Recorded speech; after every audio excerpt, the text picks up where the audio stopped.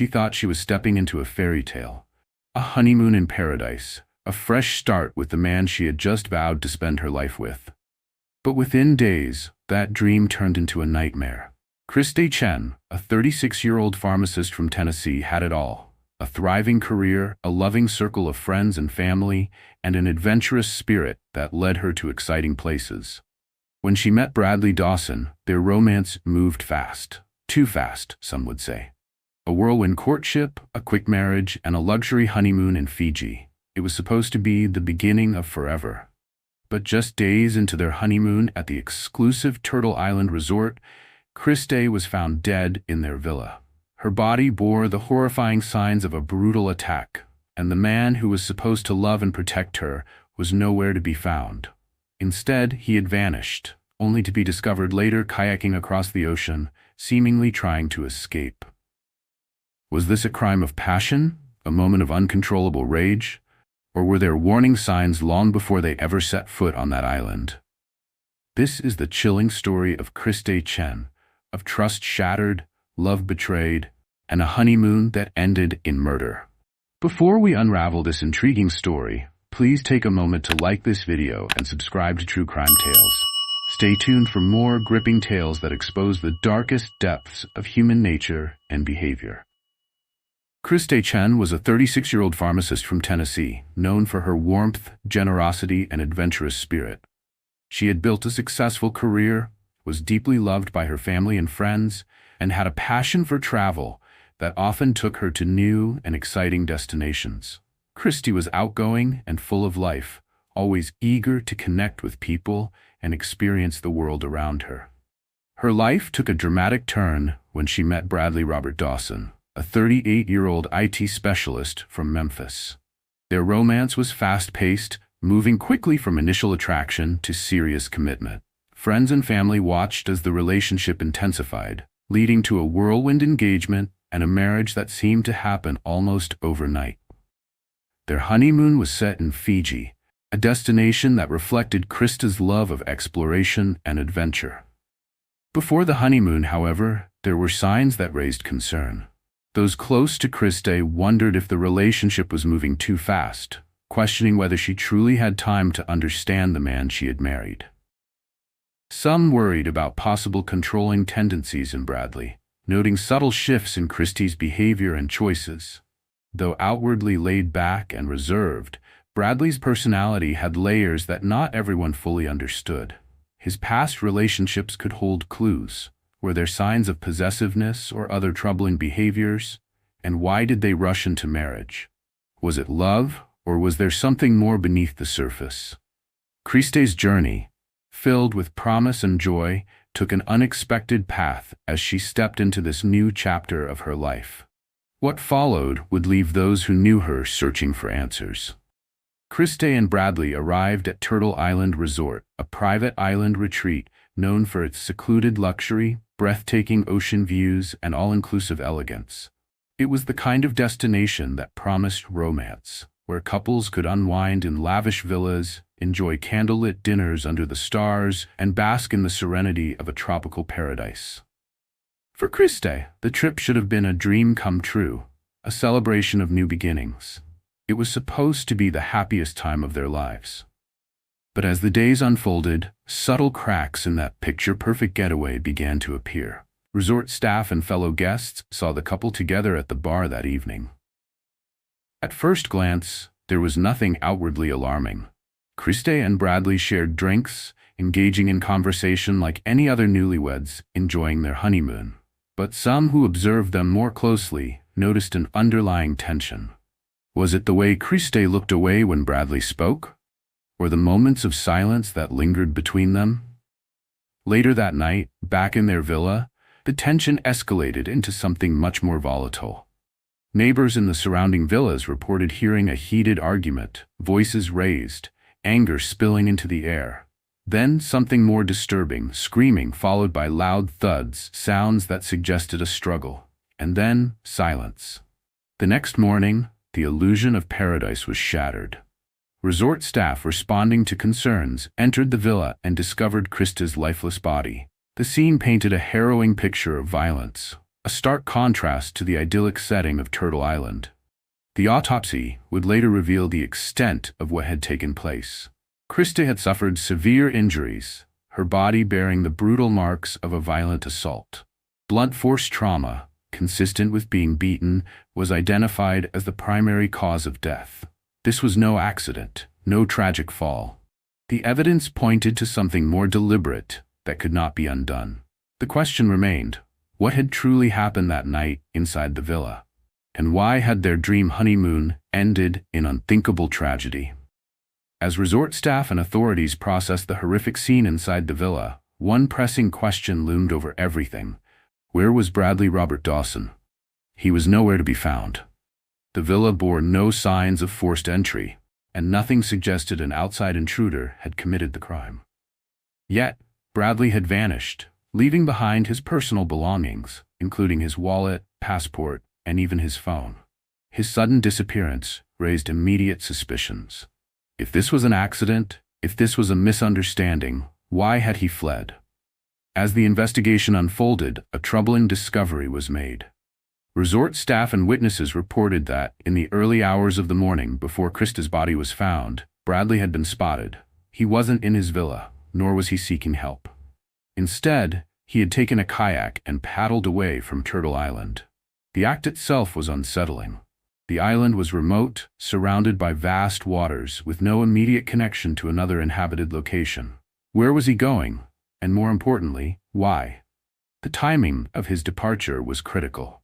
Had he fled in fear, overcome with regret over what had happened, or was this an intentional attempt to escape? His movements, however, would not go unnoticed for long. Hours later, he was found on a neighboring island, wandering, seemingly disoriented and alone. But if he was lost, why hadn't he called for help? If his wife's death was a terrible accident, why hadn't he reported it? These were the questions investigators needed answers to. Soon after being located, Bradley Dawson was taken into custody by local authorities. What had started as a honeymoon in paradise had now turned into a full-fledged murder investigation. Once in police custody, Bradley was questioned about what had happened inside the villa that night. His response was as unsettling as it was puzzling. "We got into a fight," he admitted, "but I didn't kill her." It was an odd statement, one that acknowledged conflict but denied responsibility. Investigators pressed him for details, but his story began to shift. Initially, he suggested it had been a simple argument, that tensions had flared but nothing more. Then, inconsistencies began to emerge. He hinted at a struggle but couldn't explain how Christe had suffered such severe injuries. He claimed to have left the villa in distress, yet he made no effort to alert anyone or seek help for his wife. Authorities noted that his account lacked coherence. His memory seemed selective, clear on some details, hazy on others. It was difficult to determine whether his inconsistencies stemmed from panic or a calculated attempt to mislead investigators. As the evidence mounted, one question remained central to the case. Was this a crime of passion, a moment of uncontrollable rage that led to tragedy? Or was there something deeper, something premeditated about how that night had unfolded? For Christe's loved ones, the answers couldn't come soon enough. The truth behind what happened inside that villa, the reality of her final moments, was something they were determined to uncover. As investigators combed through the crime scene inside the villa, the evidence painted a harrowing picture of what had transpired in Christe Chen's final moments. Blood evidence was found throughout the villa, stark against the pristine luxury of their honeymoon suite. The forensic team noted that the pattern of blood spatter suggested a violent struggle, one in which Christe had sustained repeated, forceful blows. The autopsy confirmed the brutality of the attack. Christe had suffered extensive injuries, multiple fractures, blunt force trauma, and severe wounds that indicated she had been beaten with great force. There were no signs of defensive wounds, suggesting she had been overpowered before she had a chance to fight back. Beyond the forensic evidence, eyewitness accounts further reinforced the narrative of a violent confrontation. Multiple guests staying near the couple's villa had reported hearing a heated argument escalating into a woman's terrified screams, followed by loud thuds. Then, silence. With this evidence in hand, authorities were left with a crucial question. If Christe's death had been an accident, why had Bradley Dawson left her there? And why had he chosen to flee? As the trial began, Bradley Dawson's legal team attempted to shift the narrative. Their defense relied on two key arguments. Accidental death. They claimed that, while the couple had argued, Christe's death had not been intentional. The defense suggested that emotions had run high, that things had gotten out of hand, but that Bradley had not meant to harm his wife in the way the prosecution alleged. Alcohol consumption. The defense pointed to the fact that both Bradley and Christe had been drinking that evening, arguing that impaired judgment and heightened emotions had contributed to the tragic events. But the evidence stood in stark contrast to these claims. The sheer brutality of Christe's injuries was difficult to reconcile with the idea of an accident. A medical examiner testified that the force used in the attack was consistent with a sustained violent beating, not a single moment of lost control. More troubling was Bradley's behavior after the fact. If he had not intended to kill Christe, why had he left her lifeless body in the villa and fled the scene? Why had he attempted to kayak away in the early morning hours, rather than seeking help? These were questions the defense struggled to answer. The prosecution wasted no time in dismantling Dawson's claims, focusing on three key points. The brutality of the attack. The prosecution argued that the nature of Christe's injuries suggested intent. This was not a case of a single regrettable moment of rage. It was a sustained attack, one that left no room for doubt. Bradley's flight. Innocent people don't run, the prosecution contended. If this had been an accident, Dawson would have called for help. Instead, he had fled, leaving behind his belongings and attempting to escape across the water. His actions indicated guilt, not grief or fear. Premeditation or escalation. While the prosecution did not initially claim that Bradley had planned to kill Christe, they pointed to potential warning signs in their relationship. Had there been earlier indications of control or aggression? Did something happen that night that pushed him over the edge? As the trial progressed, the weight of the evidence leaned heavily against Bradley. For Christe's parents and friends, the trial was more than a legal battle. It was a fight for justice. In emotional statements, her parents spoke about the daughter they had lost, a woman who had dedicated her life to helping others as a pharmacist, a woman who had embraced life with joy and kindness. They described their devastation upon learning of her fate, the unimaginable grief of knowing she had suffered in her final moments. Friends testified about the whirlwind nature of Christe's relationship with Bradley. Some had harbored quiet concerns but never imagined that their worst fears would come to pass. Their pain was evident, their voices unwavering as they demanded justice. For them, this was not just about punishment. It was about ensuring that Christe's story was heard, that her life was not reduced to the violent way it had ended. As the courtroom battle continued, one question remained: would justice be served?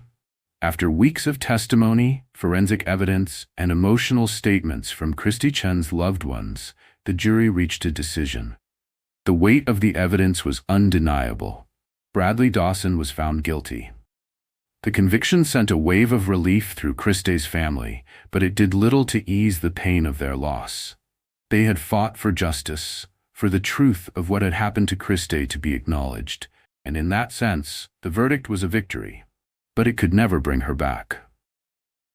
As Dawson sat in the courtroom awaiting sentencing, the question still lingered. Why? In the aftermath of the trial, speculation continued about what had truly led to Christe's tragic end. Did alcohol fuel the fight? Testimony from witnesses at the resort bar confirmed that both Christe and Bradley had been drinking that night. The defense had argued that alcohol had impaired judgment, turning a minor argument into something more volatile. But while alcohol may have been a factor, the sheer violence of the attack suggested something deeper. Was there a hidden history of abuse? Had there been warning signs before the honeymoon?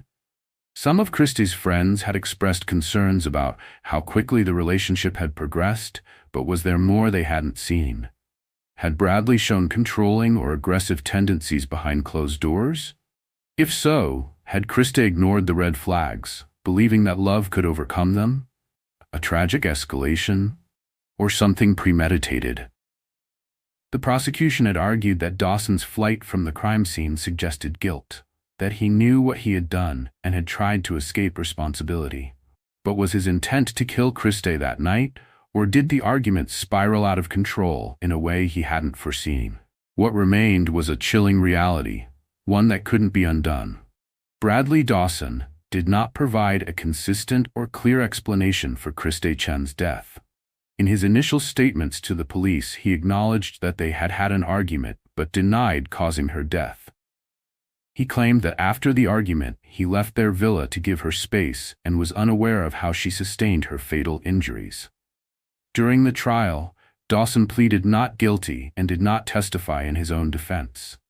His legal team argued that Chen's death was accidental, suggesting she fell and suffered injuries due to intoxication. However, the prosecution presented evidence of a violent struggle, including multiple blunt force trauma injuries, which contradicted the defense's claims. The court found the prosecution's evidence credible and reliable, leading to Dawson's conviction for murder. Despite the conviction, Dawson has not provided a detailed or consistent account of the events leading to Chen's death. Christe Chen dreamed of a beautiful future, but in a single night, her life was stolen at the hands of the man she thought she could trust.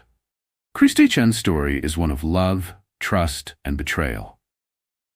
What should have been the happiest time of her life ended in unthinkable tragedy. Her case raises haunting questions about rushed relationships, hidden red flags, and the dangers that sometimes lurk beneath the surface of seemingly perfect love stories. Justice may have been served in court, but nothing can undo the pain of her loss. Her family and friends are left to remember the vibrant, kind-hearted woman she was, while the world is left wondering, could this tragedy have been prevented?